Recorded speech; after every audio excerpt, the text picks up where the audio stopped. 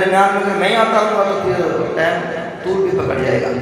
ایک حدیث پاک سن لیجیے، اس کے بعد میں ٹائم لیتا ہوں ننے مدنی منع کو۔ حضور نبی کریم صلی اللہ علیہ وسلم ارشاد فرماتے ہیں کہ قیامت کے دن میرے حوض کوثر پر کچھ ایسے گروہ آئیں گے جن کو میں درود پاک کی کثرت کی وجہ سے پہچانتا ہوں گا۔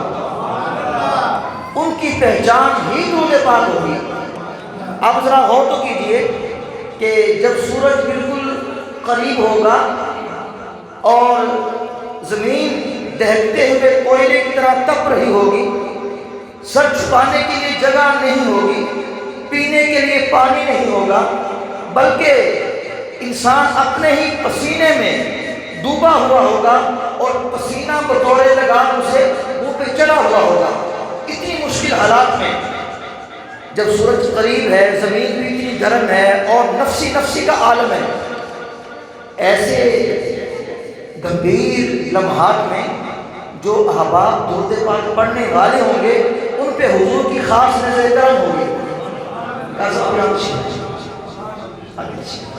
مرحبا، ان پہ خاص نظر کرم ہوگی جو درود پڑھنے والے ہوں گے۔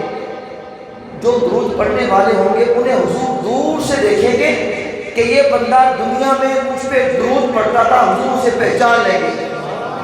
جب پہچان لیں گے تو دور سے دیکھ کے فرمائیں گے اِنَّا أَعْطَيْنَا كَالْكَوْثَرَ، ساری کثرت پاتے یہ ہیں۔ ماں جب اکلوتے کو چھوڑے آ کہہ کے بلاتے یہ ہیں، باپ جہاں بیٹے سے بھاگے لطف وہاں فرماتے یہ ہیں، ٹھنڈا ٹھنڈا میٹھا میٹھا پیتے ہم ہیں پلاتے یہ ہیں۔ ٹھنڈا ٹھنڈا میٹھا میٹھا پیتے ہم ہیں پلاتے یہ ہیں۔ اِنَّا أَعْطَيْنَاكَ الْكَوْثَرَ، ساری کثرت پاتے یہ ہیں۔ حضور دور سے دیکھیں گے، فرمائیں گے ہاں بھائی جھلیا تو دنیا تیرے کے میرے درود پڑھتا سے؟ جی حضور پڑھتا سے۔ حضور فرمائیں گے اب پڑھ میرے یہ بلا والے گورے گورے ہتھا نال آپ کوثر دے جام پی لے تے جیڑے کوثر دا جنوں حضور دے کوثر دا ہتھا نال جام مل گیا، پھر یہ محشر کی گرمی، سورج کی تپش کچھ نہیں بگاڑے گی۔ حضور فرماتے ہیں وہ جنت میں داخل بھی ہو جائے گا پھر بھی اسے پانی کی پیاس نہیں لگے گی۔ یہ آقا کریم کے دست مبارک کا معجزہ ہوگا، برکت ہوگی۔ اس لیے جو بھی نعت خواں آئے آپ آواز بلند درود پاک پڑھیں تاکہ ٹائم بھی کم سے کم لگے اور جو ہمارے مہمانان گرامی ہیں ان کو ذرا اچھے انداز میں ہم سن سکیں۔